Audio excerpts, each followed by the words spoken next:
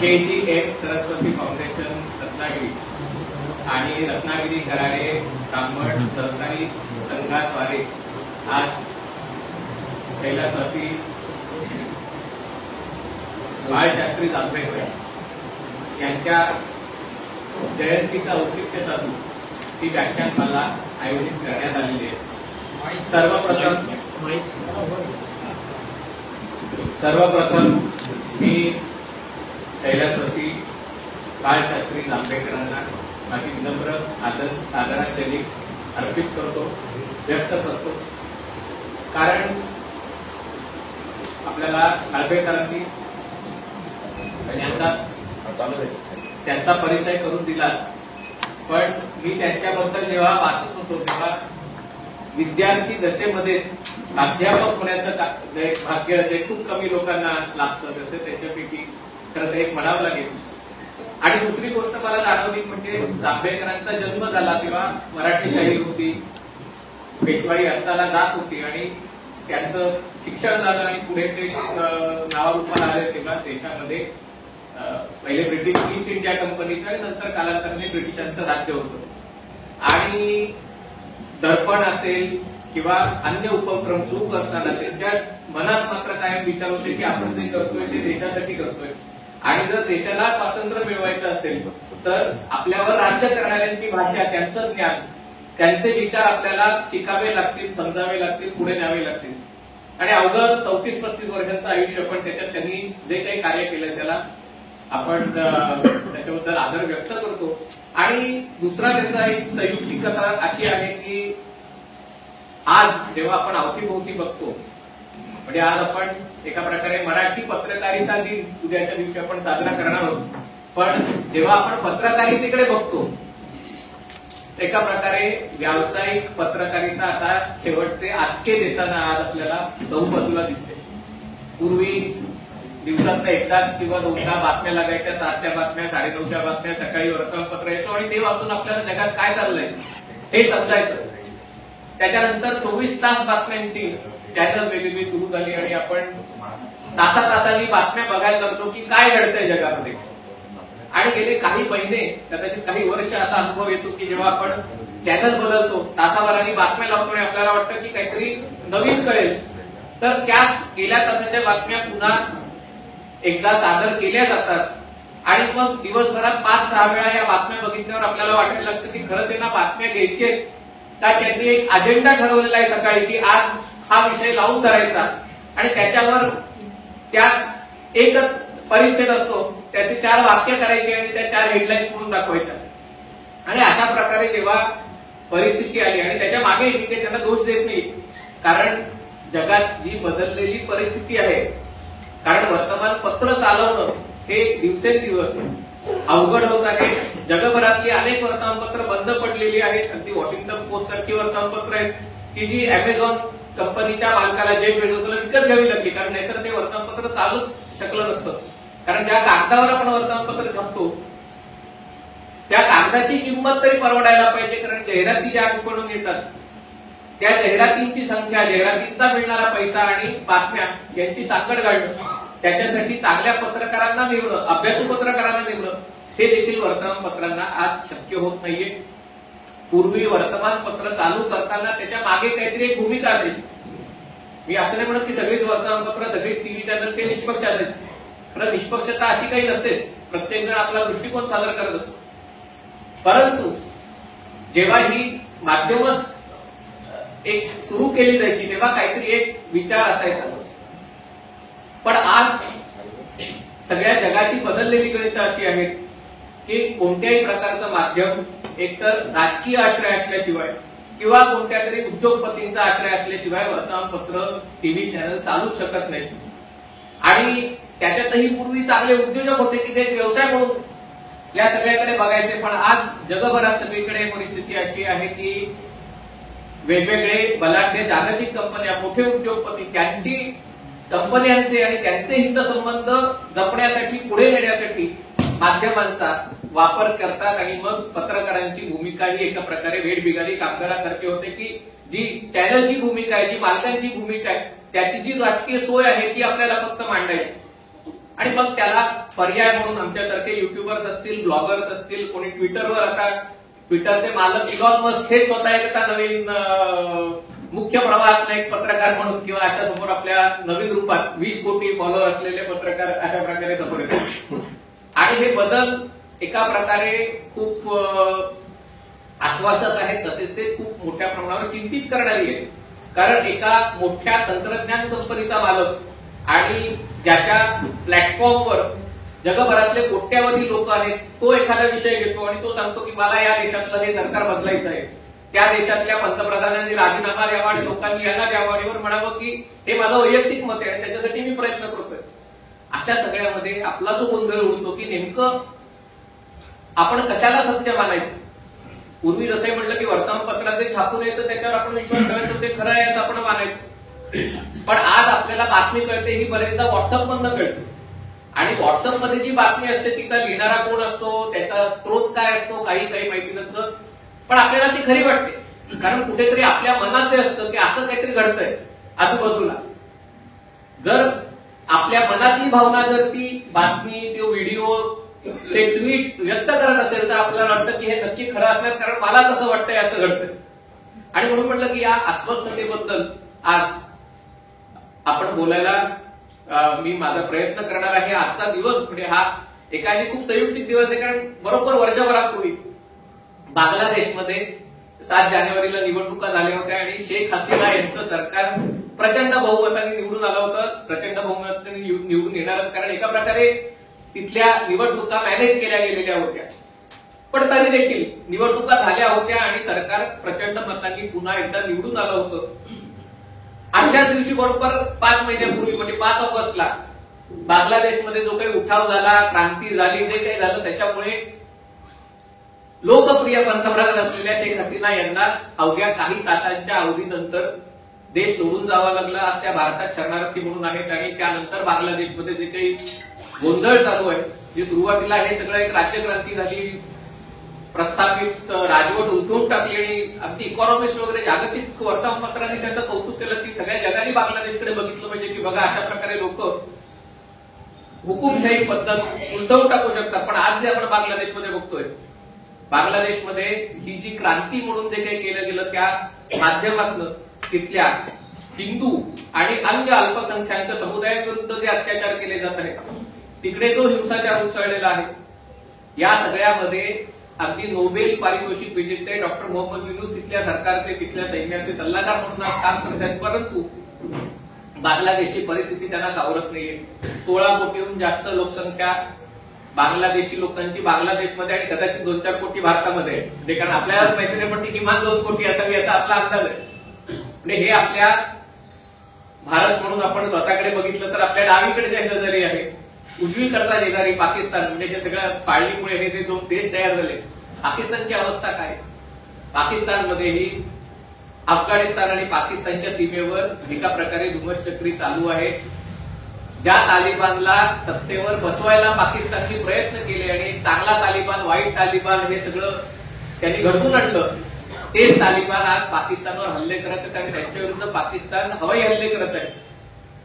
आणि इथे जी परिस्थिती आहे ती बघता बांगलादेश सारखी अराजक सदृश्य परिस्थिती व्हायला पाकिस्तानमध्ये वेळ लागणार नाही, कारण गेली 5 वर्ष पाकिस्तानमध्ये अशीच अराजक सदृश्य परिस्थिती आहे. लोकांना ब्रेड परवडत नाहीये. पाकिस्तानी रुपया सातत्याने घसरून 300 रुपयाच्या पलीकडे गेलेला आहे. 12 तास 14 तास लोड शेडिंग आहे आणि अशा सगळ्यामध्ये पाकिस्तानची लोकसंख्या शेवटची मोजली तेव्हा 23 कोटी होती, आता ती कदाचित 25 कोटी झाली असेल. आणि जेव्हा अशी परिस्थिती असते आणि ती परिस्थिती हाताबाहेर जाते आणि मोठ्यावधी लोक एकतर रस्त्यावर येतात किंवा मग देश सोडून जायचा प्रयत्न करतात, तेव्हा भारताने सजग राहणं आवश्यक आहे की हे लोक आपल्याकडे यायचा जर विचार करत असले तर आपल्याकडचे लोक असे की त्यांना मानणारे की नाही आपण सगळे एकच आहोत आणि त्यांनी आपल्याकडे यायला पाहिजे आणि आपलं त्यांना स्थान देणं हे आपलं कर्तव्य आहे, असा विचार करणारे लोक आपल्याकडे दुर्दैवाने ही वस्तुस्थिती. हे उजवीकडे डावीकडे झाल्यावर दक्षिणेला बघितलं तर श्रीलंकेत काय परिस्थिती आहे. आता तिथली परिस्थिती बऱ्यापैकी निवळली असली तरी 1.5 वर्षापूर्वी श्रीलंकेमध्ये असंच लोकांनी उठाव केला आणि तिकडचे श्रीलंकेचे अध्यक्ष गोटाबाया राजपक्षे सगळ्या परिवारासह देश सोडून पळून गेले, लोकांनी त्यांच्या अध्यक्षीय प्रासादात जाऊन जी लूटपाट केली, त्याचे व्हिडिओ सगळीकडे प्रसिद्ध झाले. हे सगळं होत असताना आपण विचार करतो की आपण याच्यामध्ये नेमके कुठे होतो. एक देश म्हणून आपण जसे अस्वस्थ असतो तसे एक व्यक्ती म्हणूनही आपण अस्वस्थ असतो. आपला लहानपणीचा काळ जर आठवला तर असं वाटतं सगळं कसं शांत चालू होतं. म्हणजे अशी जी एक अस्वस्थता आता आपल्याला असते की सकाळी उठल्यावर संध्याकाळी काय होईल, उद्या काय होईल. खास करून शहरात राहणारे, मुंबईत वगैरे राहणाऱ्या लोकांना ऑफिसला जायचं तरी जी एक भीती असते की काय होईल रस्त्यात. तर ही जी अस्वस्थता आहे की मुलांना शाळेत पाठवायचं तर नेमकं कोणतं शिक्षण घेणार, शिक्षण झाल्यावर नोकरी मिळणार की नाही, नोकरी मिळाल्यावर ते टिकणार की नाही, बरं नोकरी मिळाली तर ते क्षेत्र राहणार की नाही. कारण 10 वर्षात संपूर्ण क्षेत्र, नवीन क्षेत्र अस्तित्वात येतं आणि 10 वर्षात ते क्षेत्र ह्रास पावतं. आणि त्यामुळे काय होणार, एकीकडे हे विषय असताना दुसरीकडे जे महत्वाचे विषय आहेत त्याच्यामध्ये महागाई आहे, ज्याच्यामध्ये बेरोजगारी आहे, ज्याच्यामध्ये ढासळणारी कुटुंब व्यवस्था आहे, ज्याच्यामध्ये बदलणारी मूल्य व्यवस्था आहे.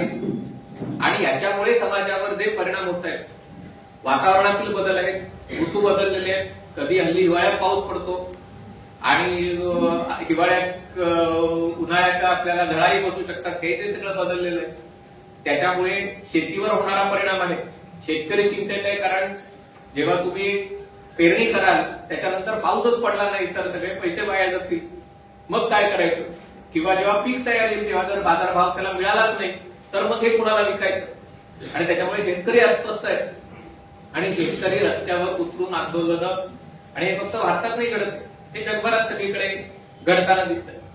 ग्रामीण भागातला समाज अस्वस्थ आहे, कारण जो समाज शेती करायचा, जो समाज गावात किंवा निमशहरी भागात राहायचा, आज त्याला वाटतंय की जे लोक आपल्या आधी 20 वर्ष, 40 वर्ष, 100 वर्ष आधी जे शहरात गेले आता ते सेटल आहेत. आणि त्यामुळे आपण जर आता शहरात जायचं, नोकरी करायची, तर आपल्याला नोकरी कोणी देणार नाही. जर उच्च शिक्षण घ्यायचं तर ऍडमिशन मिळणार नाही. आणि मग काय करायचं, आणि मग आपल्याला आरक्षण हवं. जर आरक्षण मिळालं तर ह्या सगळ्या गोष्टी सुटू शकतील आणि त्यामुळे ते लोक रस्त्यावर आहेत. तिसरीकडे आपल्याला एक बदल समाजात होताना जाणवतोय. म्हणजे समाजाचं कॉम्पोजिशन बदलायला लागलंय. रस्त्यात दिसणारे लोक, त्यांचा पेहराव, मग हे लोक कुठून आले, ते स्थानिक असले तर गोष्ट वेगळी, पण हे लोक शेजारच्या राज्यातनं आले असतील तरी ठीक आहे की शेवटी आपला देश आहे, कोणी कुठे जाऊन नोकरी धंदा करू शकतो. पण त्यांची चेहरेपट्टी, त्यांची भाषा ऐकली की कदाचित शेजारच्या देशातनं, बांगलादेशमधनं लोक आलेत, रोहिंगे आलेत आणि आपल्या इथे राहून काम करतायत. आणि नुसतं काम करत नाहीये तर एका प्रकारे आपल्या समाजावर ते त्यांची ओळख लादण्याचा प्रयत्न करतायत. ही जी भीती आहे, ही भीती आपल्याला अस्वस्थ करते. आणि हे फक्त भारतात होत नाहीये, हे जगात सगळीकडे होतंय. त्याची सांगड घालण्याचा मी प्रयत्न करतो. 2024 आणि 25, 2024-25 हे जगभरातलं निवडणुकांचं वर्ष म्हणून ओळखलं जातं.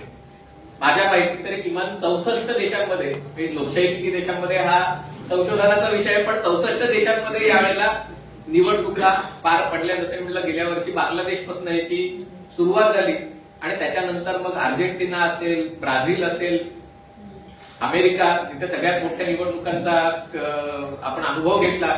भारतातल्या निवडणुकांबद्दल वेगळं बोलायला नको, पण त्याच्याकडे पण मी निश्चितपणे येणार आहे. पाकिस्तान असेल, बांगलादेश असेल, श्रीलंका असेल, ब्रिटन असेल, फ्रान्स असेल, जर्मनीमध्ये आता 20 फेब्रुवारीला निवडणूक आहे, दक्षिण आफ्रिका असेल. आजूबाजूला बघितलं तर 64 देशांमध्ये निवडणुका या वर्ष दीड वर्षामध्ये पार पडत आहेत. किमान 6 ते 7 देश असे आहेत की जिथे या सगळ्या काळात लष्करांनी उठाव करून किंवा लष्कराच्या एका गटाने प्रस्थापित लष्करशाहीला उठवून नवीन लष्करशाही घडलेली, अशा घटना घडलेल्या आहेत आफ्रिकन देशांमध्ये. आणि त्यामुळे आपण सगळा विचार करतो की हे नेमकं कशामुळे होतंय, काय काय नेमकं जगात बिघडलंय. कारण या ज्या निवडणुका होत आहेत जगात सगळीकडे, या निवडणुका कदाचित गेल्या आपल्या हयातीतल्या सगळ्यात अवघड कालखंडानंतर होणाऱ्या या निवडणुका आहेत. जर तुम्ही गेल्या 4-5 वर्षांमध्ये बघितलं तर जगात काय काय घटना घडलेत, तर त्याच्यामध्ये आधीच मंदीचं आलेलं मळं, अमेरिकेमध्ये डोनाल्ड ट्रम्प यांची पहिल्यांदा सत्ता आली 2017 ते 21 किंवा 16 ते 20 तुम्ही जानेवारीत म्हणून मी 17 म्हणलं. तर या काळात जगात झालेले बदल आणि त्याच्यामुळे व्यापाराच्या तुटलेल्या साखळ्या ते होत असताना आलेलं कोविड-19 ची संक्रमण अवस्था. आणि आता खरं तर तेव्हाही 2020 सालच्या जानेवारीत रत्नागिरीतच कार्यक्रम होता आणि तेव्हा कोविडची बातमी येत होती आणि आता इथे येत असताना एक नवीन चीनमध्ये व्हायरस आल्याची बातमी आहे आणि म्हणलं हा काय कसला योगायोग आहे, मला काही कल्पना नाही. पण सुदैवाने म्हणजे त्या कोविड सारखं हे मोठं प्रकरण दिसत नाहीये, पण आपल्याला काही सांगता येत नाही. पण कोविडचा प्रभाव हा साधारणतः 2-2.5 वर्ष राहिला. या कोविडच्या काळात इंधनाच्या किमती सुरुवातीला विलक्षण वाढल्या, नंतर त्या कोसळल्या, पुन्हा वाढल्या. जगभरातल्या पुरवठा साखळ्या सगळ्या डिस्टर्ब झाल्या, कारण चीननी सगळ्या जगाचं उत्पादन, अर्ध उत्पादन चीनमध्ये होतं. त्या चीननी हे उत्पादन बऱ्याचपैकी बंद केलं, त्यांनी सगळं मोठं लॉकडाऊन केलं आणि त्याच्यामुळे जगभरात अनेक गोष्टी झाल्या. 2022 सालापासून रशियाने युक्रेनवर आक्रमण केलंय आणि पहिले वाटलं होतं की काही 48 तासात किंवा 4 दिवसामध्ये युक्रेन शरण होईल. मग वाटलं होतं की युक्रेन रशियाचा पराभव करेल मित्र राष्ट्रांच्या मदतीने. पण आता जवळजवळ 3 वर्ष होतील की हे युद्ध अजून अनिर्णित अवस्थेत आहे. गाझा पट्टीमध्ये जे युद्ध सुरू झालं 7 ऑक्टोबर 2023 ला, हमासने इस्रायल विरुद्ध हल्ला केला आणि एकाच दिवशी सगळ्यात एवढ्या मोठ्या संख्येने हत्याकांड झालं आणि त्याच्यानंतर हे जे सगळे पडसाद संपूर्ण पश्चिम आशियात उलटले. गाझा पट्टी एकीकडे, मग लेबेनॉन, तिकडे हिजबुल्ला ही संघटना जवळपास नामशेष झाली.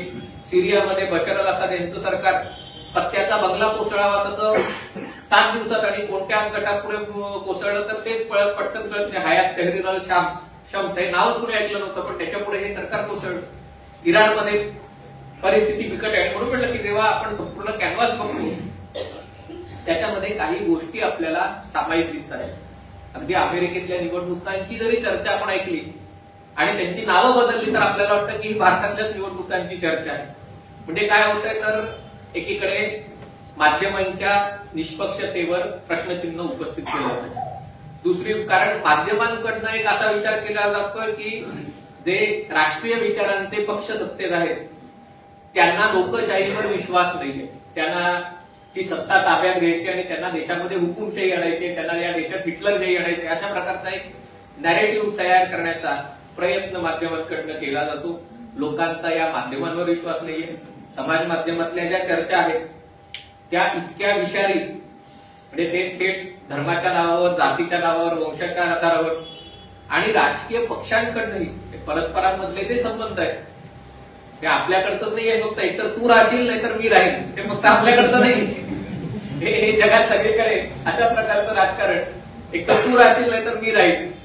आणि त्यामुळे असं वाटतं की आपण नेमकं, कारण आपण सामान्य माणसं आणि जेव्हा ही व्यवस्था अशा प्रकारे बदलत असते तेव्हा या बदलांचे जे जगावर परिणाम होतात त्या बदलांमध्ये आपण भरडून निघतोय आणि त्याच्यामुळे जे अस्वस्थ वर्तमान आपल्याला आज पाहावं लागतंय त्याच्याबद्दल बोलणं आवश्यक आहे.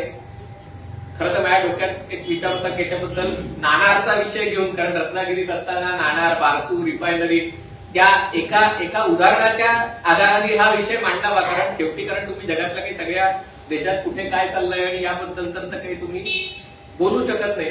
पण एक स्थानिक जो प्रकल्प आहे रत्नागिरीमध्ये, एक भारतातली सगळ्यात मोठी रिफायनरी आणण्याचा जो प्रयत्न 2016-17च्या वेळेला झाला होता, आपल्याकडे कायम एका प्रकारे तो भूमिपुत्र विरुद्ध परप्रांतीय किंवा पर्यावरणवादी विरुद्ध त्याला उद्योग प्रेमी अशा प्रकारची मांडणी करण्याचा प्रयत्न आपल्याकडे तो केला गेला होता.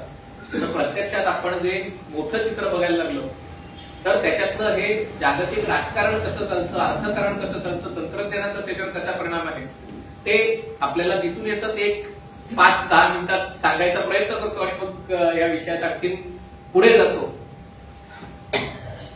ही जी रिफायनरी येण्याचं जे जी चर्चा सुरू झाली होती की महाराष्ट्राच्या पश्चिम किनाऱ्यावर सौदी अरेबिया आणि संयुक्त अरब अमिराती यांच्या संयुक्त गुंतवणुकीच्या माध्यमातून आणि देशाच्या राष्ट्रीय पेट्रोलियम कंपन्यांच्या भागीदारीतनं हा सगळ्यात मोठा रिफायनरीचा प्रकल्प येणार आहे. आणि त्याच्यासाठी असं एक ही वस्तुस्थिती आहे, कारण जर भारत हे जगातली 3री सगळ्यात मोठी अर्थव्यवस्था होणार असेल तर आपली ऊर्जेची मागणी ही तेवढ्या मोठ्या प्रमाणात वाढणार हे निश्चित आहे. आणि मग ऊर्जेची मागणी वाढणार याचा अर्थ आपल्याला आणखी मोठ्या प्रमाणात खनिज तेल लागणार, कारण सौर ऊर्जा, पवन ऊर्जा कितीही झालं तरी ऊर्जेची जी तुम्हाला गरज असते ती गरज शेवटी या स्रोतांमध्ये एक मर्यादित त्याला, कारण सौर ऊर्जा रात्री आपण तयार करू शकत नाही, पावसाळ्यात त्याची मर्यादा असते, अणु ऊर्जेचे त्याचे धोके असतात आणि त्यामुळे असं एक चित्र आपल्या डोळ्यासमोर उभं राहत होतं. पण प्रत्यक्षात मात्र काय होतं, प्रत्यक्षात जगात जर आपण बघितलं तर असं चित्र होतं की अमेरिकेत डोनाल्ड ट्रम्प यांची सत्ता होती. डोनाल्ड ट्रम्प यांचे एकूणच त्यांचं राजकारण, कारण राजकारण कोणीतरी बँकरोल करावं लागतं, राजकारणाला कुठून तरी अर्थकारणाचा पुरवठा असल्याशिवाय राजकारण चालू शकत नाही. आणि अमेरिकेतलं रिपब्लिकन पक्षाचं जे राजकारण आहे त्याला इथल्या तेल उद्योगाचा त्या प्रकारे पाठिंबा होता आणि त्यांचं म्हणणं आहे की वातावरणातील बदल कोणीही नाकारत नाहीये, पण असं मी माझी गाडीच्या ऐवजी मी चालत गेलो तर असं काही पाऊस पडणार नाही वगैरे, असं एवढ्या वेगाने ते बदल होतात असा त्यांचा विश्वास नाही. आणि त्यामुळे त्यावेळेला त्या सरकारचे सौदी अरेबियाशी आणि युएईशी अतिशय जिव्हाळ्याचे संबंध होते, कारण ट्रम्प यांचे जावईच जॅरेड कुशनर तेव्हा या सगळ्या त्यांचे विशेष दूत म्हणून पश्चिम आशियात काम करत होते. आणि तेव्हा ही संकल्पना आली की सौदी अरेबियाची राष्ट्रीय तेल कंपनी सौदी अरामको त्यांनी अमेरिकेतल्या शेअर बाजारामध्ये नोंदणी करावी आणि त्याच्यामध्ये शेअर आपले 5% जरी शेअर आणले तरी त्याची कंपनीची, एका कंपनीची किंमत $2 लाख कोटी, म्हणजे भारताच्या अर्थव्यवस्थेच्या 50% आहे साधारणतः आताच्या, एवढी एकट्या सौदी अरामकोची किंमत होणार होती. आणि मग हे जे 5% शेअर विकून जे पैसे मिळणार होते ते त्यांना अशा उद्योगात गुंतवायचे होते, कारण ते तेल उत्पादक देश असल्यामुळे कुठे तेलाची मागणी आहे जगात तिथे जर रिफायनरी बांधता आली, आणि भारतात त्यांनी पाकिस्तानात $10 अब्ज गुंतवणूक करायचं तेव्हा एक आपला मनोदय व्यक्त केला होता. आणि त्यामुळे हे जे सगळं सुरू झालं होतं ते कुठेतरी अमेरिका आणि सौदी अरेबियाच्या एकत्रित भूमिकेतनं हे सुरू झालं होतं. पण आपल्याकडे आपण असा विचार करत बसलो की हे स्थानिक विषय, की ती रिफायनरी नागारला न्यायची का, बारसूला न्यायची का, रायगडमध्ये आणखी कुठेतरी न्यायची, मग त्या जमिनी कोणी घेतल्या का, आधीच कोणी जमिनी घेतल्या होत्या का. आणि जोपर्यंत आपण हा निर्णय लोकशाही प्रक्रियेच्या माध्यमातून आपण त्या निर्णयाप्रती आलो तोपर्यंत अमेरिकेत सत्तांतर झालं होतं. त्यानंतर जे सरकार आलं अमेरिकेत जो बायडन यांचं, त्या सरकारचं असं म्हणणं होतं की सौदी अरेबियाचं जे राजवट आहे ही एका प्रकारे लोकशाही मानत नाही. त्यांनी तो वॉशिंग्टन पोस्टचा पत्रकार जमाल खाशोगी यांच्या हत्येमध्ये त्याचा सहभाग होता. सौदी अरेबियाची व्यवस्था पारदर्शक नाहीये आणि त्याच्यामुळे त्या अरामकोचं जे लिस्टिंग होणार होतं अमेरिकेच्या शेअर बाजारात ते काही त्यांना करून दिलं नाही. जर पैसेच हातात आले नाही तर ते गुंतवणार कसे.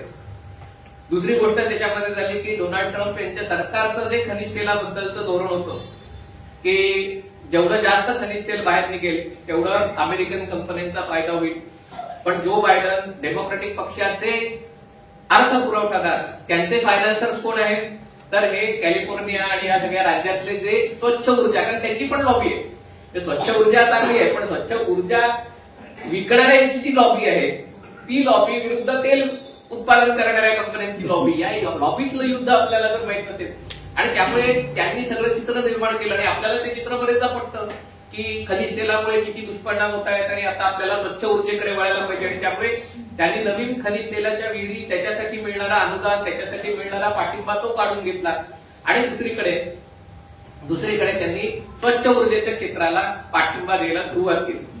हे झाल्यामुळे सौदी अरेबियाला तेल विकून पैसा मिळवायचा होता. त्यांनी ठरवलं की आता तेल न विकता पैसा मिळवायचा.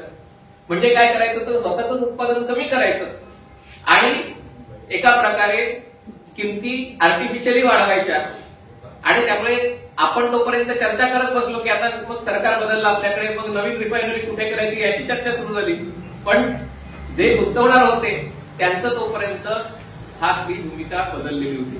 आता अमेरिकेत या सगळ्या आसपास जी गोष्ट झाली, जसं हे बायडन सरकार आलं आणि कालचीच बातमी आहे तुम्ही वाचली असेल, जॉर्ज सोरोसला या बायडन सरकारने प्रेसिडेन्शियल मेडल देण्याचा निर्णय घेतला. की जॉर्ज सोरोस हा अमेरिकन उद्योगपती आहे. खरं तर दुसऱ्या महायुद्धामध्ये जर्मनीच्या छळ छावण्यांमध्ये लहान असताना तो वाचलेला आणि त्यांनी नंतर म्हणे असं ठरवलं की सगळ्या जगात लोकशाही, मानवाधिकार वगैरे यांच्या रक्षणासाठी आपण काम करायचं.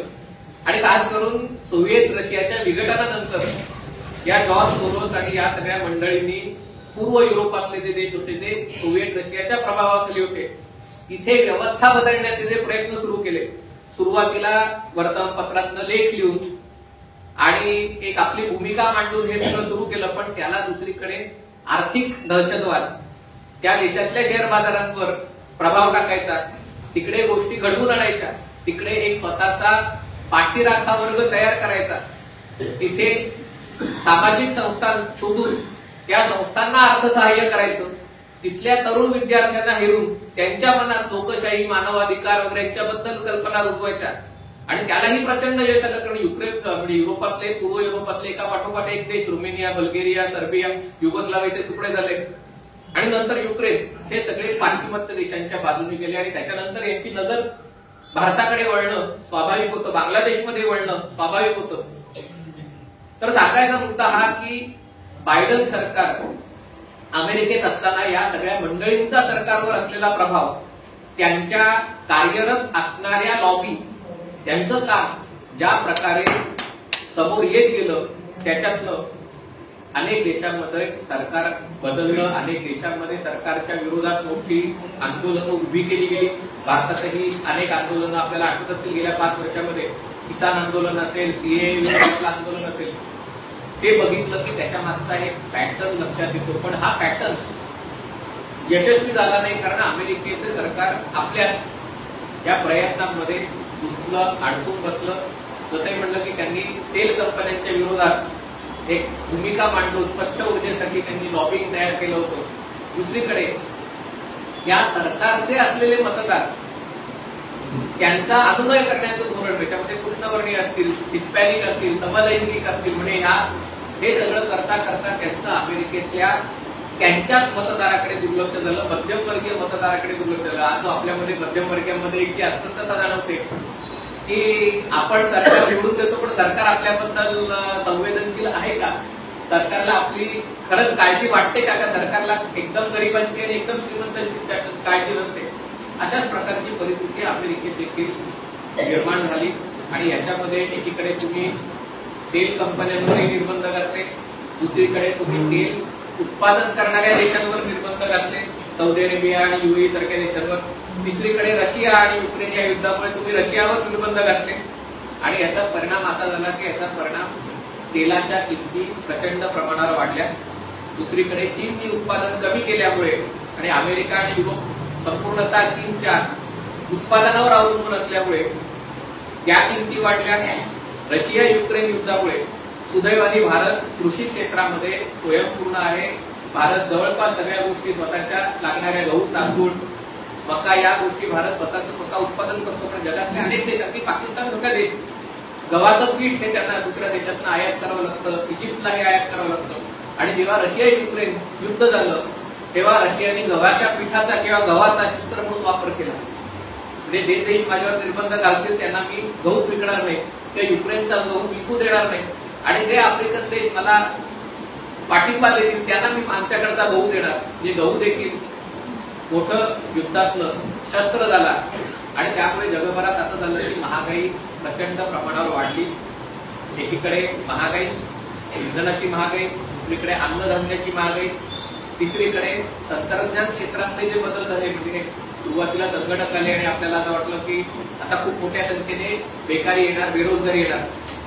तसं काही झालं नाही, नवीन रोजगार तयार झाले. पण आता एक आर्टिफिशियल इंटेलिजन्सचं जे युग तयार होतंय आणि संगणकामुळे कसं होतं की ते शॉर्टहँड, टायपिस्ट यांच्या नोकऱ्यांवर एका प्रकारे संक्रमण आलं. पण आर्टिफिशियल इंटेलिजन्समुळे अगदी लेखक, कवी, चार्टर्ड अकाउंटंट, प्राध्यापक सगळे. आज तुम्ही माझं हे भाषण ऐकता, हे मी घरी बसून एक मोबाईल ऑन करून बटन दाबलं असतं तर युट्यूबच्या माध्यमातून आपल्यापर्यंत पोहोचू शकलो असतो.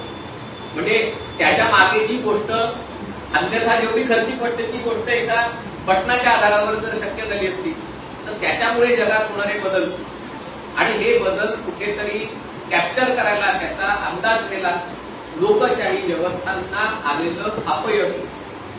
कारण राजकीय नेते जगभरात सगळीकडे इलेक्शन टू इलेक्शन काम करतात. आणि आपल्याला मतं कोण देतं आणि आपल्याला पैसा कोण देतं, त्यांचे इंटरेस्ट जपणं हे राजकारणासाठी आवश्यक असतं. नाहीतर आपण पुढच्या निवडणुकांमध्ये जिंकू शकत नाही.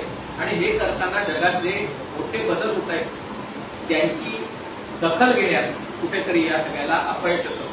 आणि त्यामुळे आज तुम्ही जगभरात युरोपातल्या अनेक देशांमध्ये बघत असाल की लोक रस्त्यावर उतरलेले आहेत, आंदोलन होत आहे. ब्रिटनमध्ये अवघ्या जुलैमध्ये निवडणुका झाल्या आणि एका प्रकारे 400 पार ब्रिटनमध्ये शक्य झाला. तर त्यांच्या संसदेत जागा जास्त आहेत, पण सत्ताधारी मजूर पक्षाला 400हून जास्त जागा मिळाल्या. आणि जो विरोधी पक्ष होता तो आणि आताचा सत्ताधारी पक्ष, आणि तेव्हा सत्ताधारी पक्ष असलेल्या उजूर पक्षाला, कॉन्झर्वेटिव्ह पक्षाला 121 जागा मिळाल्या.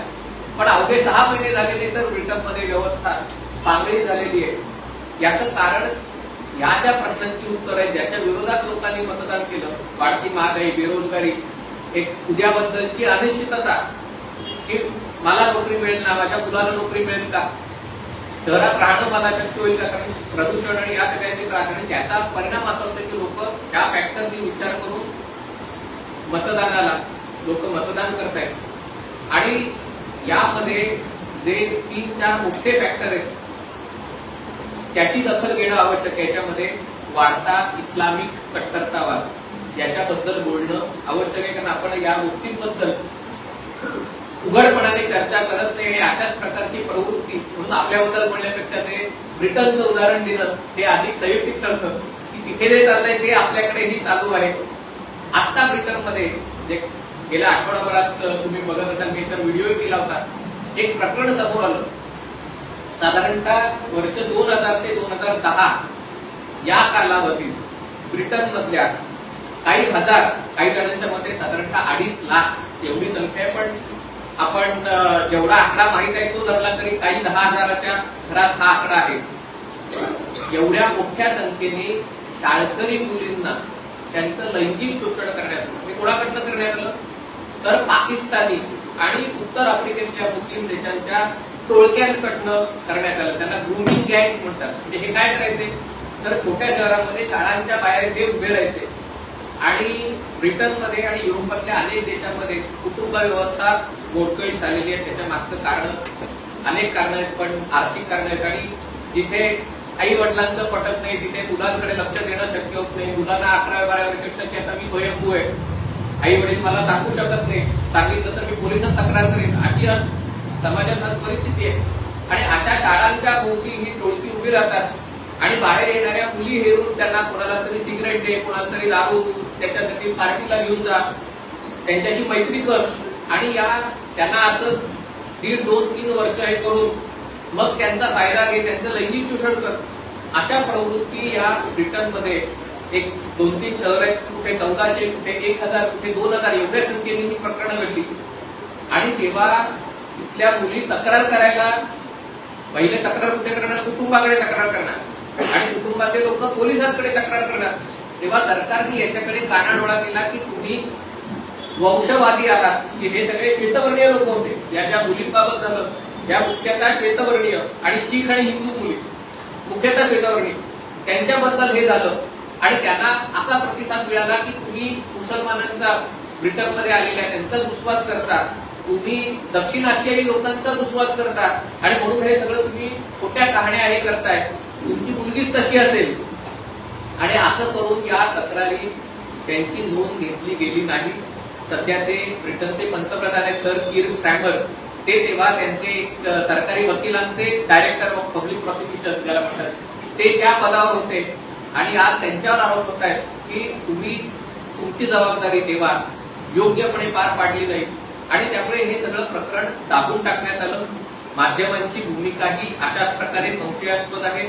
माध्यमांच्याही डोक्यावर तो एक पॉलिटिकली करेक्ट असण्याचा पुरोगामित्वाचा जो कैफ चढला होता की अशा गोष्टी बोलणं म्हणजे आपण समाजाला एक प्रतिगामी बनवतोय, समाजाला आपण फॅसिस्ट बनवतोय, समाजाला एक नाझीवादी बनवतोय. आणि त्यामुळे वर्तमानपत्रांनी या गोष्टींना प्रसिद्धी दिली नाही, राजकीय लोकांनी याला दखल घेतली नाही. आणि लेबर पक्षाचं सरकार तिकडे साधारणतः 1997 पासून ते 2010 पर्यंत या कालावधीत हे प्रकरण घडलं. तर तुम्ही म्हणा हे आता का बाहेर येते, कारण आता 2025 साल उजडलं. कारण जे तेव्हा पब्लिक प्रॉसिक्युशनचे डायरेक्टर होते ते आता पंतप्रधान झाले आणि 2014-15ला पहिल्यांदा केस झाली आणि हा जो वर्ग आहे ज्यांच्या बाबतीत हे घडलं तो वर्ग आज ब्रिटनमध्ये रस्त्यावर उतरलेला आहे. कारण ब्रिटनमध्ये एवढ्या मोठ्या संख्येने पाकिस्तानी, बांगलादेशी, सिरियन, उत्तर आफ्रिकन लोक अवैधरित्या घुसलेले आहेत आणि त्यांना पुन्हा दाखवायचं की आमचं कायद्याचं राज्य आहे. कारण ब्रिटिश लोकांना असं दाखवायचं असतं की आपण म्हणजे आमचे पाय 4 लोकांपेक्षा आम्ही हवेत चालतो अशा प्रकारे. आणि त्यामुळे ते ब्रिटनमध्ये अवैधरित्या लोक येतात. त्या लोकांना समजा पकडलं तर त्यांना पकडून त्यांना कोर्टात न्यायचं, कोर्टामध्ये त्यांच्या विरुद्ध खटला चालवायचा आणि मग तो माणूस म्हणणार की मी शरणार्थी आहे, की माझ्या देशामध्ये पाकिस्तानमध्ये माझ्यावर अत्याचार झाला, मी पंजाबी, मी पठाण आहे आणि म्हणून पंजाबी लोकांनी मला त्रास दिला म्हणून मी इथे शरण म्हणून आलोय. तर ही केस होईपर्यंत त्यांना हॉटेलमध्ये ठेवायचं. म्हणजे स्वतःच्या देशातल्या लोकांना जेव्हा खायला परवडत नाहीये, महागाई आहे, त्यांना रोजगार मिळत नाहीये, त्यांच्या राष्ट्रीय इन्शुरन्स त्याला जे आरोग्य व्यवस्था आहे त्याच्यावर ताण आहे आणि तुम्ही बाहेरनं घुसलेल्या लोकांना त्यांना पोसायचं. याच्या विरुद्धचा जो ज्या समाजातला राग आहे त्या समाजांनी ब्रिटनमधला निकाल निवडणुकीचा लावला आणि या लोकांनी रस्त्यात उतरून या शरणार्थी होण्यासाठी आलेल्या घुसखोर लोकांविरुद्ध आंदोलन सुरू केलं आणि ब्रिटिश सरकार या घुसखोरांना शिक्षा करायची या आंदोलकांना फॅसिस्ट म्हणून त्यांना तुम्ही लोकशाही मानत नाही म्हणून त्यांना तुरुंगात टाकायला लागलं.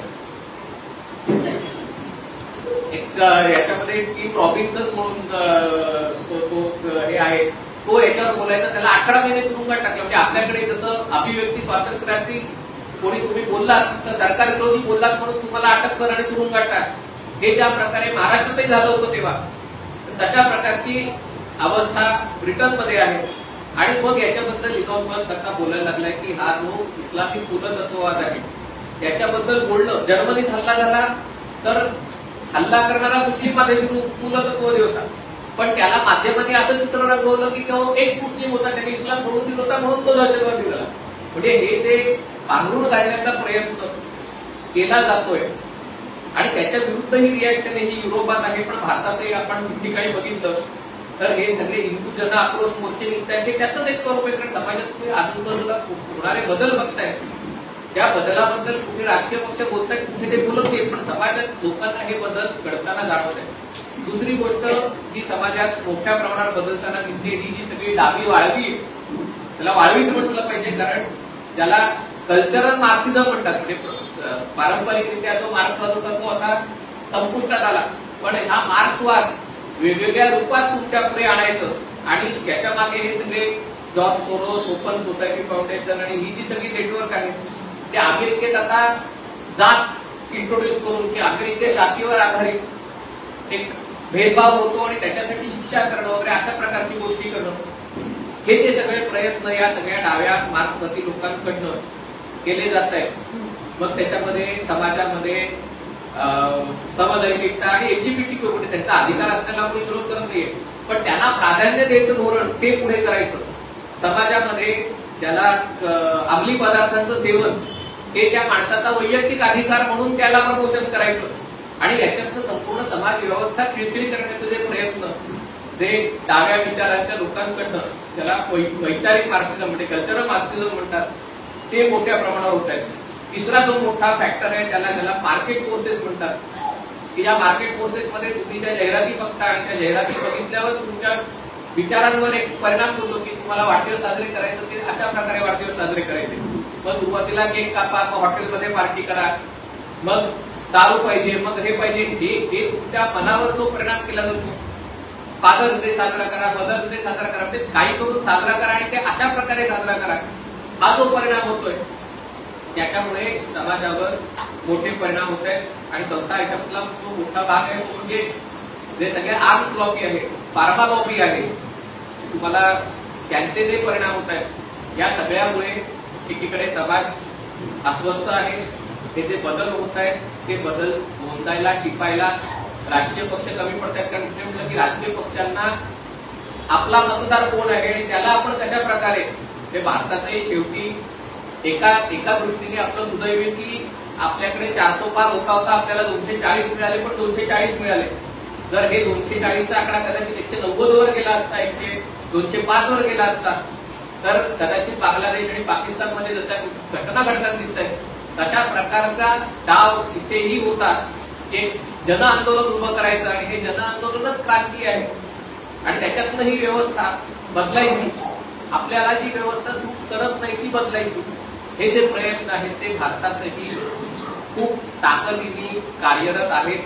आपल्याला कळत नाही की हे आपल्या अवतीभोवती होत आहे, पण हे होत असतं आणि त्याच्यामुळे प्रबुद्ध नागरिक म्हणून आपण याच्याकडे बघणं, कारण आजचा हा जो कार्यक्रम आहे आणि म्हणून मला आज आयोजकांचं स्वागत आणि कौतुक करायचं वाटतं की नुसते सांस्कृतिक कार्यक्रम न करता समाजातला जो मध्यम वर्ग आहे, विचार करणारा वर्ग आहे, त्याच्या बुद्धीला काहीतरी खाद्य मिळालं पाहिजे, त्याला विचार केला पाहिजे. कारण आणि नुसता विचार करून उपयोगाचा नाही, तर हा विचार करून हा विचार आपण लोकांपर्यंत कशा प्रकारे घेऊन जातो, आपण त्या लोकांच्या वावरतो.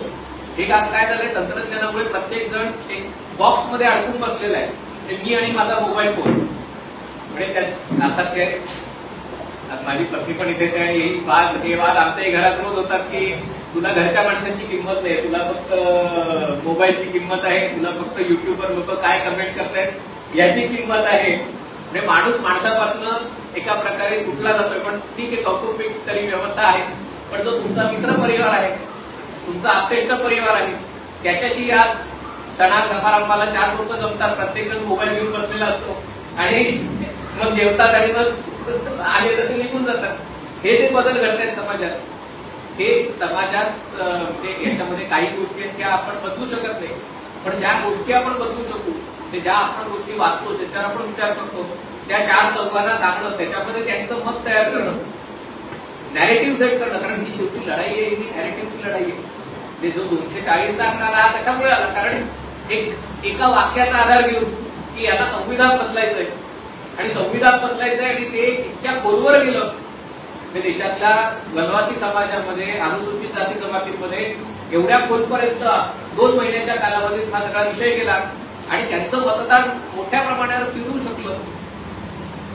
त्यातला बराच भाग हा ऑक्टोबरमध्ये त्याचं रिव्हर्स झालं, नोव्हेंबरमध्ये, ती गोष्ट वेगळी. परंतु अशा प्रकारच्या गोष्टी ह्या संपलेल्या नाहीयेत. ही लढाई रोज लढावी लागणार आहे आणि पुढची काही वर्ष तरी लढावी लागणार आहे. आता बायडन सरकार गेलं, आता ट्रम्प सरकार आलं. बरेच चांगली गोष्ट आहे की याच्यातले बरेच जण भारताच्या बाजूचे असलेले लोक आहेत, पण तरी देखील ते अमेरिकेच्या त्यांचं राष्ट्रीय हित आहे त्याचा ते विचार करणार आहेत आणि त्यांच्या राष्ट्रीय हिताचा विचार करताना जर भारताच्या राष्ट्रीय हिताची त्यांचं काहीही देणं घेणं नाही. त्यामुळे आपल्या राष्ट्रीय हिताची जपणूक, संरक्षण आपल्यालाच करायला पाहिजे. आणि आपल्याला म्हणजे फक्त पंतप्रधान नरेंद्र मोदी किंवा अजित डोवल किंवा अमित शहा हे 4-5 लोक नाहीत. ही गोष्ट तुम्हाला आम्हाला सगळ्यांना करायला पाहिजे. आज सुदैवाने इंटरनेटच्या माध्यमातून, जसं म्हणजे सुरुवात मी या सगळ्याची प्रसार माध्यमांकडनं केली, कारण टीव्हीवर बातम्या लावल्या की याला टोला दिला, त्याला दळका दिला, किंवा महिनाभर फक्त बीडचीच बातमी आपण मराठी टीव्ही चॅनलवर साधारणतः बघतोय. पण याच्या पलीकडेही ज्या काही घटना घडतात, ज्या तुमच्या आमच्या जीवनावर प्रत्यक्ष किंवा अप्रत्यक्षपणे प्रभाव टाकतायत, त्याची चर्चा करणं आणि त्याच्यामध्ये भारताच्या राष्ट्रीय हिताच्या दृष्टीने असलेला विचार लोकांमध्ये पुढे घेऊन जाणं, ही लोक चळवळ झाली पाहिजे. त्याच्यामध्ये हे जे सगळे संवादक आहेत, युट्यूबर्स आहेत, ब्लॉगर्स आहेत, ते त्यांचा खारीचा वाटा उचलत आहेत, पण तो खारीचा वाटा आपल्या सगळ्यांनाही उचलायचा आहे. आज आपण पत्रकारिता दिन साजरा मराठी पत्रकारिता दिन साजरा करताना आपण या सगळ्या चळवळीमध्ये आपला देखील सहभाग अधिक सक्रिय करणं आवश्यक आहे. एवढे बोलून मी आपला विराम देतो. आपले काही प्रश्न असतील तर त्याची उत्तर द्यायला मला आवश्यक आहे. धन्यवाद.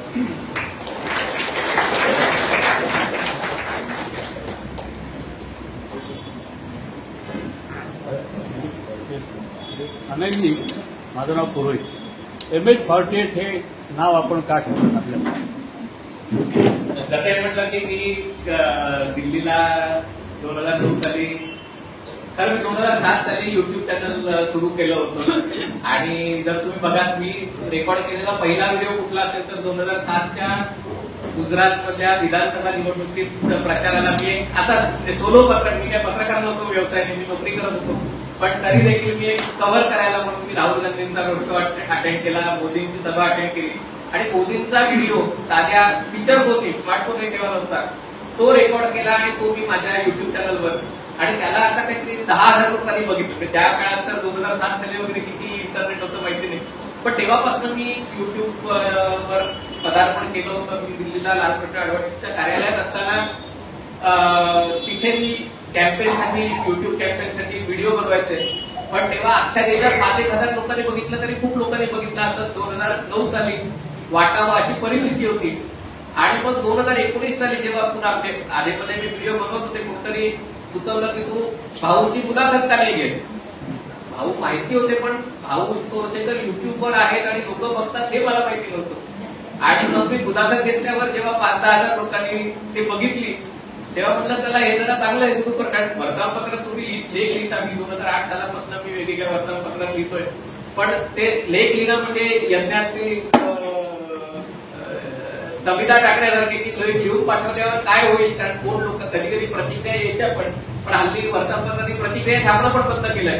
आणि त्याच्यामुळे मग ठरवलं की चला आपण युट्यूबच्या माध्यमातून प्रयोग तर करून बघूया. आणि मग काहीतरी नाव ठेवलं पाहिजे. इथून ते सुरुवात झालं. आणि मग महाराष्ट्र म्हणून MH आणि 48 लोकसभेच्या जागा म्हणून 48 म्हणून ते असं सुरू केलं. तेव्हा असं होतं की जस्ट गाजराची पुंगी वाजली तर वाजली, नाही तर काढून टाकली, असं त्याचा उद्देश होता. पण समाव ते क्लिक झालं आणि कोविडमुळे ते, कारण नाहीतर नोकरी करून पूर्ण वेळ हे करणं, व्हिडिओ करणं काही जमण्यासारखं नव्हतं. पण 5 वर्ष झाली ते MH48 या नावाने चालू आहे. लोकांनी त्याला MH48 नावाने स्वीकारलं. त्यामुळे ते पण महाराष्ट्र आणि लोकसभेच्या 48 जागा म्हणून MH48 असं आपला रिफायनरीचा मुद्दा जरा मध्ये बाजूला पडला कोकणातल्या, त्याच्याविषयी काही कोकणातले त्याच्यात रिफायनरी किंवा म्हणजे माझा मुद्दा असा आहे की देशाला ऊर्जा सुरक्षेच्या दृष्टीने, कारण आता जे आर्टिफिशियल इंटेलिजन्सचं जे युग आहे, असं म्हणतात की एकूणच विजेची मागणी 10 पट वाढणार आहे. ते त्याचं अगदी 10 पट लिटरली आहे, पण तुम्ही जेव्हा गुगल सर्च करता ते जर तुम्ही AI ला सर्च केला तर 10 पट वीज जास्त लागते. म्हणजे 500 कोटी लोक जे गुगल सर्च करतात ते AI वर सर्च करायला लागल्यावर, आणि एकूणच म्हणजे तर थोडक्यात काय तर ऊर्जेची गरज खूप मोठ्या प्रमाणावर वाढणार. आणि ऊर्जेचा सगळ्यात शाश्वत आणि म्हणजे ज्याला काय म्हणतात सगळ्यात खात्रीशीर जो स्रोत आहे तो म्हणजे खनिज तेल आहे. लोकांना सौर ऊर्जा, पवन ऊर्जा सगळं आहे, पण शेवटी तुम्ही नुसती सौर ऊर्जेसाठी जमीन भरपूर लागते. आणि त्याच्यामुळे जर तुम्ही ती ऊर्जा तयार कर, पुन्हा रात्री ती तयार होत नाही, पुन्हा हवेत मळब असेल तर ती एनर्जी कमी होते. ऑइल अँड गॅसचं कसं असतं की तुम्ही बटन ऑन करा, बटन ऑफ करा, तुमची गरज कमी झाली, तुम्ही आयात करणं कमी करा. आणि त्याच्यामुळे रिफायनरी भारताला आताही आपली तेल शुद्धी करण्याची जी क्षमता आहे त्याच्या किमान दुप्पट ते तिप्पट आपल्याला ही क्षमता वाढवावी लागणार आहे. आणि बाकीची ऊर्जा मग सौर ऊर्जा आणि अणु ऊर्जा आणि या सगळ्या गोष्टींचा वापर करावा लागतो. आता ही रिफायनरी जर करायची तर ती कुठे करायची, कारण तेल जर आपल्याकडे आखातातनं येणार असेल आणि देशातली सगळ्यात आर्थिकदृष्ट्या प्रबळ राज्य असलेली महाराष्ट्र, कर्नाटक, आंध्र प्रदेश, गुजरात, म्हणजे मागणी सगळ्यात जास्त इकडे आणि उत्तरेकडच्या राज्यात असणार आहे, तर ती पश्चिम किनारपट्टीवर असणं स्वाभाविक आहे. गुजरातमध्ये आता एवढ्या सगळ्या रिफायनरी आहेत की तुम्ही एकाच ठिकाणी सगळ्या रिफायनरी आणू शकत नाही, कारण त्या ठिकाणून पुन्हा पेट्रोल शुद्ध करून देशभर वाहतूक करणं हेही सोयीचं नाही.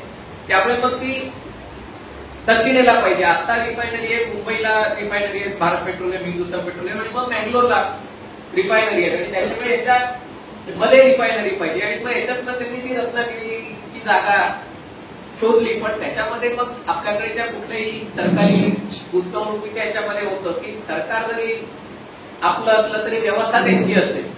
आणि मग ती व्यवस्था आधी ठरते की कुठे प्रकल्प येतोय, मग तिथल्या जमिनी विकत घे, मग त्या जमिनी 5 पट जास्त किमतीने हे कर, आणि मग त्याचं राजकारण होतं. मग त्यामुळे हा जो रिफायनरीचा मुद्दा आहे तो तेव्हा तो चर्चेत आला, पण नंतर तो मागे पडला.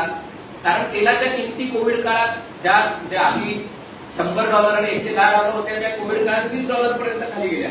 नंतर पुन्हा त्या वाढल्या, आता पुन्हा त्या कमी व्हायला लागल्या. मला असं वाटतं की आता ट्रम्प सरकार 20 जानेवारीला शपथ घेणार आहे आणि ट्रम्प सरकारचा दृष्टिकोन या बाबतीत पुन्हा एकदा ऑइल अँड गॅस सेक्टरला पूरक असा आहे. आणि सौदी अरेबिया आणि UAE वगैरे यांच्याशी त्यांचे चांगले संबंध आहेत आणि भारताचे पण अतिशय चांगले संबंध आहेत. तर आता पुन्हा ही रिफायनरीची चर्चा वेग घेऊ शकेल, पण पुन्हा आपल्या हातात 2 वर्ष आहेत. त्याच्यानंतर अमेरिकेच्या मध्यवर्ती तिथे त्यांची लोकसभा हाऊस ऑफ रिप्रेझेंटेटिव्ह 2 वर्षासाठी असेल, त्याच्यात पुन्हा 2 वर्षांनी समजा डेमोक्रेटिक पक्षाला मतदान म्हणजे लोकांनी केलं तर पुन्हा अमेरिकेत सगळं प्रत्येक बिलाला ते अडकवण्याचा उद्योग होईल आणि त्याच्यामुळे हे वर्ष दीड वर्ष रिफायनरी होण्याची शक्यता आहे. कुठे करायची, ती रायगडमध्ये करायची, रत्नागिरीत करायची का विशाखापट्टणमला करायची का गुजरातमध्ये करायची, हा शेवटी त्यातल्या राज्यकर्त्यांचा आणि त्या राज्यकर्त्यांना लोकांचा जो त्याचा पाठिंबा मिळेल त्याच्यावर ते अवलंबून आहे. त्याच्याबद्दल मी भूमिका मांडणार नाही, पण एक गोष्ट मात्र नक्की आहे की हायड्रोकार्बन्स किंवा खनिज तेल याची मागणी भारताची सध्या आहे, त्याच्या दुपटीहून मागणी ती वाढणार आहे आणि त्याची आपण सोय केली पाहिजे. कारण दुसऱ्या देशात जर ती रिफायनरी असली तर तो देश तो सप्लाय कधीही तोडू शकतो आणि आपण स्वावलंबी असणं हे कधीही चांगलं आहे. नाहीतर इतर देशांचे जे हाल झाले, युरोपचे जे हाल झाले, कारण संपूर्ण ऊर्जेसाठी युरोप रशियावर अवलंबून होता आणि युक्रेन युद्धामध्ये पहिले ती पाईपलाईन तुटल्यानंतर युरोपमध्ये ऊर्जेची किंमत, विजेची किंमत आणि इंधनाची किंमत 4 पट 5 पट वाढली. त्याच्यामुळे अन्नधान्याची महागाई वाढली, त्याच्यामुळे लोक रस्त्यावर आले. तर हे होण्यासाठी आपली ऊर्जा सुरक्षा महत्वाची आहे, त्याच्यामध्ये स्वयंपूर्णता या 2 गोष्टी महत्वाच्या आहेत. बाकी लोकशाही लोक निर्णय घ्यायला स्वतंत्र आहे. सर, मी सुहास माहिती माझा एक छोटासा प्रश्न आहे. बरंच आपण व्यापकपणे सर्व देशांची अडचणी आणि आपल्यावर होणारे परिणाम याच्या संदर्भात आपण विवेचन केलं. संपूर्ण बाहेरच्या जगात मधली जी काही परिस्थिती आहे आणि त्याचा भारतावर होणारा परिणाम आणि त्याच्याबद्दलची अस्वस्थता निर्माण झाली. मला आपल्याला एक छोटासा प्रश्न विचारायचा आहे की पूर्वीच्या काळामध्ये एखादा अर्थसंकल्प सादर झाल्यानंतर त्याच्यावरती साधकवादक चर्चा होती आणि ती चर्चा आर्थिक धोरणात ह्या देशाचं आर्थिक धोरण कसं आहे, ते समाजाला उन्नत करणार आहे का विशिष्ट वर्गाला पुढे नेणार आहे याच्याबद्दल चर्चा व्हायची. निरनिराळ्या देशामध्येही असं चालायचं. पण आत्ताची परिस्थिती अशी आहे विशिष्टतः भारतामध्ये की याच्यावरती चर्चाच होत नाही. म्हणजे अर्थसंकल्प सादर होतो परंतु कुठलाही राजकीय पक्ष हा अर्थनीतीवरती बोलत नाही. हे जे काही हे अस्वस्थ करणार नाहीये का? थोडंसं आहे, थोडंसं नाही आहे. तसंही म्हटलं की आधी चर्चा व्हायची, ती चर्चा करणारा वर्ग मर्यादित होता. हा पांढरपेशे सुशिक्षित 10-15% अशा प्रकारे राजकारणावर व्यक्त होणारा वर्ग होता. आज इंटरनेटमुळे काय झालंय, ज्याच्या हातात मोबाईल आहे तो पत्रकार झालेला. कुठली घटना घडली तर पहिले कोणतरी त्याचा व्हिडिओ शूट करतो आणि स्वतःच्या फेसबुकवर, ट्विटरवर, व्हॉट्सअपवर पाठवून देतो आणि तो त्याचं रिपोर्टिंग करतो. आणि देशात इंटरनेट वापरणाऱ्यांची संख्या 80 कोटी 100 कोटी किती माहिती 80 कोटीच्या वर आहे. एका प्रकारे 60-70 कोटी पत्रकार आज देशामध्ये आहे आणि त्यामुळे जो राजकीय डिस्कोर्स आहे, जी चर्चा आहे राजकीय, ती सगळ्यात मोठं जर त्याचं व्यासपीठ कुठलं असेल तर ते व्हॉट्सअप असेल. कारण व्हॉट्सअपमध्ये प्रत्येक जण विचार करतोय आणि त्यामुळे प्रत्येक जण व्हॉट्सअपमध्ये ते बोलतो आणि त्यामुळे काय झालं तर चर्चेचा स्तर हा खाली आलेला आहे. असं नाही झालं की चर्चा होणं बंद झालेलं आहे. दुसरा मुद्दा आहे की मला कल्पना आहे की जगात कुठे अशा प्रकारे बजेटवर चर्चा होते. म्हणजे ते आपण काही गोष्टी म्हणजे आपण ते ब्रिटिशांचं इतकं आपण अनुनय केला होता की तिथे दुपारी काहीतरी 12 वाजता बजेट व्हायचं म्हणून आपण 4:30 का 5 वाजता बजेट आधी सादर करायचो. ते मुद्दामून मार्चमध्ये सादर म्हणजे आता आपण त्या गोष्टी बदलल्या. पण असं जगात होताना दिसत नाही की अशी जगात बजेट सादर केलं जातं आपल्यासारखं आणि लोक त्याच्यावरनं कुठले शेअर घ्यायचे विकायचे असं होतं. त्याचं कारण म्हणजे एकतर आर्थिक धोरणामध्ये एक स्पष्टता आलेली. सरकार कुठलंही असलं तरी रिफॉर्म्स कशा प्रकारे करायचे. पूर्वी काय व्हायचं, टॅक्सेशनचे रेट कुठले, याच्यावरचा कर वाढवला, त्याच्यावर कमी केला जायचा आणि असं हे असायचं. आणि त्याच्यामुळे अर्थमंत्री जादूगार असल्यासारखं मी याच्यावरचा 5% कमी केला, याच्यावर 5% वाढवला. आता यातले बरेचसे एकतर जीएसटी आल्यापासून जीएसटीच्या बाबत ते सगळे निर्णय हे जीएसटी काउन्सिलमध्ये केले आहेत. म्हणजे बजेटमध्ये त्याच्यात फार हे व्हायचं. पूर्वी काय होतं, पूर्वी सरकार हा कुठल्याही व्यवस्थेतला सगळ्यात मोठा कॉन्ट्रीब्युटर असायचा. सरकारचा खर्च म्हणजे रस्ते बांधणं, पूल बांधणं, कुठल्याही गोष्टीसाठी. आज प्रायव्हेट सेक्टर हे खूप मोठ्या प्रमाणावर भूमिका बजावत आहे आणि त्यामुळे सरकार आज फक्त त्याचं सारथ्य, त्याला दिशा दाखवू शकते. आधी सरकारच सगळं ते रथ पुढे द्यायचा आता सरकार फक्त दिशा दाखवू शकते आणि त्याच्यामुळे ती चर्चा होते. म्हणजे ते सगळे फॅक्टर आहेत. त्याच्यामध्ये चर्चेचा खालावलेला स्तर हा महत्वाचा मुद्दा आहे. पण देशाची अर्थव्यवस्था वाढल्यामुळे ती जी बजेटवर चर्चा व्हायची 10-15 वर्षापूर्वी ती आता होत नाही. रेल्वे बजेट हे बघा, कधी रेल्वे बजेट तर कोणी, कारण ब्रिटिशांच्या काळात रेल्वेचं बजेट एकूण सरकारच्या बजेटच्या काही 70% वगैरे असेल आणि त्याच्यामुळे ते वेगळं रेल्वे बजेट सादर केलं जातं. आता रेल्वे कॉर्पोरेट कंपनी असल्यासारखी चालवली जाते आणि त्यामुळे त्याच्या धोरणाचे निर्णय लोकांच्या ती चर्चा व्हायला पाहिजे. हे खरं आहे की दुर्दैवानी बजेट तर जाऊ दे, पण ही जी विकासाची चर्चा आहे की आपल्याला कशा प्रकारचं शहरीकरण हवंय, आज जे मला चिंतित करणारी गोष्ट वाटते की आजच मुंबई आणि ठाणे या भागामध्ये विधानसभेचे जवळपास 60 मतदारसंघ आहेत.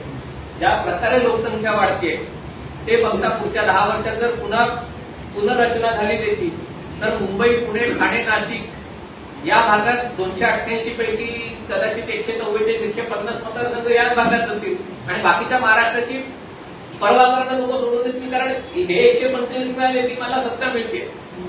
आणि त्यामुळे महाराष्ट्राच्या एकूण भूभागापैकी फक्त 15-20% भूभागात जर अर्धी लोकसंख्या येऊन राहिली आणि त्याच्यामुळे आपल्याला नेमकं कशा प्रकारचं शहरीकरण करायचं, मोकळ्या जागा आपल्या उरलेल्या नाहीये, मग ते प्लॅन सिटी हवं का, ही चर्चा व्हायला पाहिजे. ती होत नाहीये, हे दुर्दैव आहे. पण ती गोष्ट खरी आहे की तो चर्चेचा स्तर खालावलेला आहे.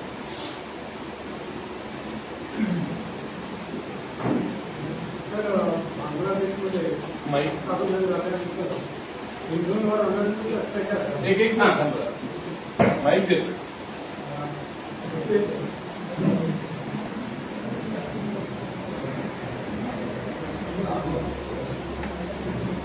बांगलादेशमध्ये सत्तांतर झाल्यानंतर हिंदूंवर अनन्वित अत्याचार झाले. आपल्या देशामध्ये हिंदुत्वाचं सरकार आहे. मोदी सरकारनंतर नेतृत्व करणारा नेता आहे. भारताचा जगभरात दरारा आहे. अशा परिस्थितीमध्ये हिंदूंवरचे जे अत्याचार आहेत त्यासंबंधी भारतात काय भूमिका घेतली हे आम्हाला माहिती नाही आणि अजूनही अत्याचार चालू आहेत किंवा कसं काय त्यासंबंधी जरा मार्गदर्शन. बांगलादेशची लोकसंख्येमध्ये इस्लामिक मूलतत्ववाद खूप पहिल्यापासून रुजलेला आहे. ते जरी बंगबंधू शेख मुजीबुर रहमान यांचं सरकार असलं आणि शेख हसीनांचं सरकार असलं तरी समाजामधला जो रॅडिकलाइज झालेला एलिमेंट आहे आणि त्यांचा हिंदू द्वेष आहे हे पहिल्या अनेक वर्षांपासून आहे. आणि त्यामुळे शेख हसीनांचं सरकार असतानाही स्थानिक पातळीवर कुठे मंदिरात त्याच्यावर हल्ले कर किंवा हिंदूंच्या सणाच्या वेळेला हल्ले कर अशा गोष्टी होत होत्या. पण शेख हसीनांचं सरकार प्रामाणिकपणे, म्हणजे जेवढं शेवटी सरकारालाही मर्यादित ताकद असते. म्हणजे आपण शेतकरी आंदोलनात बघितलं की 26 जानेवारीला दिल्लीतून धुमाकूळ घातला आणि सरकार आपल्या देशातही किंवा अमेरिकेत सगळीकडे ते सरकारची ताकद मर्यादित असते. कारण शेवटी पोलिसांची संख्या राज्यात 40-50,000 पोलीस असतात जेव्हा लाखो लोक रस्त्यावर येतात. पण तरी शेख हसीनाचं सरकार हे प्रयत्न करत होतं. आता जे घडतंय त्याच्यात एका प्रकारे या सरकारचा त्याला म्हणजे ही जी समाजातली अपप्रवृत्ती आहे त्याला पुढे नेण्यात, कारण ही क्रांती घडवण्यात, हा उठाव घडवण्यात या लोकांनी महत्वाची भूमिका बजावली आहे. त्यामुळे त्यांना ते सरकार उद्युक्त करतं याच्यामध्ये वाद. भारत याचा ज्याला राजनैतिक पातळीवर निषेध करतोय, त्याच्याबद्दल वक्तव्य करतोय, ही गोष्ट पहिले केली जायची नाही, ती आता केली जाते. हा बदल लोकांचं म्हणणं आहे की लोकांना असं वाटतं की आपण जर पाकिस्तानमध्ये सर्जिकल स्ट्राईक करू शकतो तर बांगलादेशमध्ये आपण हिंदूंसाठी कारवाई का करू शकत नाही, कारण बांगलादेशमध्ये आपण त्यांची वीज बंद का करू शकत नाही, पाणी का करू शकत नाही, हे असं वाटणं स्वाभाविक आहे. पण मला असं वाटतं की जेव्हा तुम्ही राजनैतिक दृष्ट्या या सगळ्या गोष्टींकडे विचार करता तेव्हा आपल्याला उद्याचं दिसत असतं पण सरकारला परवाची ही गोष्ट दिसत असते. आणि ही परवाची गोष्ट आता 2 आठवड्यावर आलेली आहे.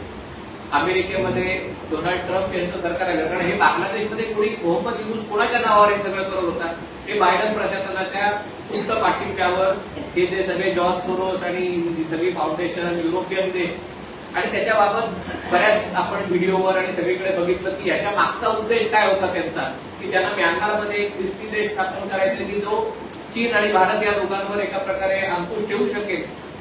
आणि त्याच्यासाठी त्यांना ते बांगलादेशमध्ये तो हे सेंट मार्टिन्स बेट हवं होतं आणि त्याच्यासाठी त्यांना सहकार्य नाकारलं जेव्हा शेख हसीनाने, तेव्हा ती व्यवस्था उलटवली.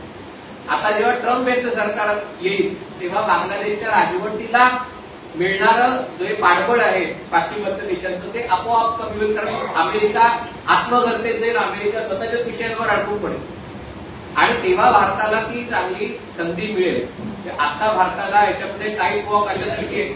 बांगलादेश अशासाठी महत्वाचा आहे म्हणजे जरी त्याच्यामध्ये गुणतत्वात असला म्हणजे एखादा आंबा किंवा एखादं फळ अर्ध पिकलं असलं तरी अर्ध फळ चांगलं असतं. घरी आपण तुम्ही ते फळ टाकून देऊन दुसरं फळ काढू शकता, पण राजकीय त्याच्यामध्ये तुम्ही एक शेजारी टाकून दुसरा शेजारी, 16 कोटी लोकसंख्या देश असलेला आणि बांगलादेशचं महत्व अशासाठी आपल्याला की शेख हसीनांच्या काळात भारताने बांगलादेश मार्फत रस्ते बांधले. आपण रेल्वे मार्ग आणि रस्त्याच्याद्वारे आपण त्रिपुरा आणि हा जो सगळा मिझोराम भाग आहे हा 8 तासाच्या अंतरावर आला. गेला पूर्वी रस्त्याने वाहतूक करायला 3 दिवस लागायचे आणि त्यामुळे एका प्रकारे ईशान्य भारत भारताशी, उरलेल्या भारताशी आणि ईशान्य भारत या समुद्राशी जोडला गेला. आता याच्या सगळ्यामध्ये भारताने $8 अब्ज गुंतवणूक केलेली आहे. शेवटी जो पैसा देतो, बँक शेवटी कर्ज देते, तुम्ही 2 हप्ते दिलेले म्हणून बँक म्हणू नाही शकत की चला आता कर्ज हे करतो, मी उद्या तुमच्या घरावर जप्ती करतो. बँक शेवटी प्रयत्न करते, 4 वेळा नोटीस पाठवते, मग कोर्टात जाते. तसे प्रयत्न राजकीय दृष्ट्या आणि मला असं वाटतंय की बांगलादेशमध्ये जो काही खेळ चाललाय तो काही महिन्याच्या वर तो चालणार नाही. जो त्यांना मिळणारा पाठिंबा आहे तो कमी झाला की योग्य वेळेला तिथलेच लोक उठाव करतील. जसा 5 महिन्यापूर्वी उठाव केला तसा उठाव होईल आणि शेख हसीना परत येतील आणि भारत म्हणेल आमचं काही याच्यामध्ये हात नाही, कारण आपण हस्तक्षेप करतच नाही. त्यामुळे ती चांगली गोष्ट आहे.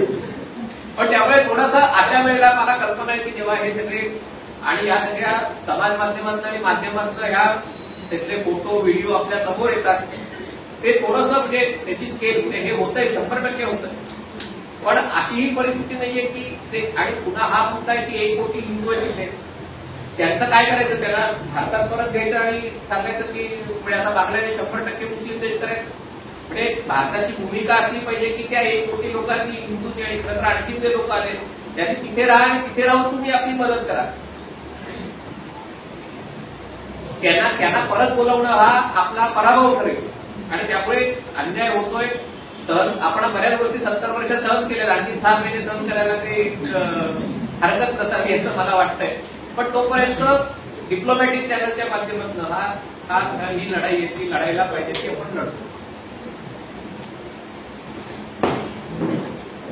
पाकव्याप्त जो काश्मीर आहे हा भारतात येण्यासाठी प्रयत्न आहे किंवा समजा तो आला भारतामध्ये तर काय प्रश्न निर्माण होतील आणि आता तिथे काय परिस्थिती आहे? पुढच्या 20 वर्षात काय होईल, 10 वर्षात काय होईल हे कोणी सांगू शकत नाही. म्हणजे पाकिस्तानमध्ये सध्याची जी परिस्थिती आहे लोकांना वाटतं की पाकिस्तानच 4 देशात विभागला जाईल. काही जणांना वाटतंय म्हणजे ऑलरेडी जसं अमेरिकेतले काही डोके असा विचार करत होते की म्यानमारमध्ये ख्रिस्ती देश तयार करून भारत आणि चीनवर अंकुश ठेवता येईल, तसं अमेरिकेत अशी डोकी आहेत की ते विचार करतायत की जर बलुचिस्तान आणि पाटा रिजन जर स्वतंत्र झाला किंवा स्वायत्त झालं, स्वतंत्र इराकमध्ये जसा कुर्दिस्तान आहे की आहे इराकच भाग पण तिथे इराकचं काही चालत नाही, असं जर झालं तर त्या बलुचिस्तान किंवा याच्या माध्यमातून इराणलाही चेपता येईल आणि तिकडे रशियालाही चेपता येईल असेल किंवा चीनलाही चेपता येईल. म्हणजे चीनचा जो ऍक्सेस आहे तो बंद करतो आणि त्यामुळे असा विचार करणारे लोक आहेत. पाकव्याप्त काश्मीरचा जेव्हा आपण मुद्दा म्हणतो तेव्हा त्याच्यात सगळ्यात महत्वाचं नकाशात आपल्याला दिसतो तो गिलगिट आणि बाल्टिस्तान. हे काश्मीर बरंच आपल्याकडे आहे, अगदी एक बारीक म्हणजे चंद्रकोरी सारखा भाग आहे तो पाकिस्तानमध्ये, तो यायला पाहिजे भारतात असं माझं आग्रही मत. पण शेवटी हा मुद्दा आहे की जे इथलेच लोक अजून इथल्या पीठाला लागत नाही तर तिथले आणखीन 40-50 लाख लोक घेऊन त्याच्यावर नियंत्रण कसं आणायचं. जो भाग आपण 1971 युद्धात जिंकला 2023 साली तिकडे पण तो लडाखचा आहे, थांग आणि या ह्याच्यामध्ये आहे. पण तिथे लोकसंख्या लडाखची अख्खी लोकसंख्या 3 लाख आहे. तिथे तुम्ही टेरिटरी कॅप्चर करणं ही शक्य आहे. पाकिस्तानला रिटॅलिएट करणं अवघड आहे कारण समुद्र सपाटीपासून 4000 मीटरवर आहे. पण हा भाग काश्मीर खोऱ्यातला आहे. पण तरी माझं असं मत आहे की ती शक्यता योग्य परिस्थिती आल्यावर याबाबतचे निर्णय घेतले जातात.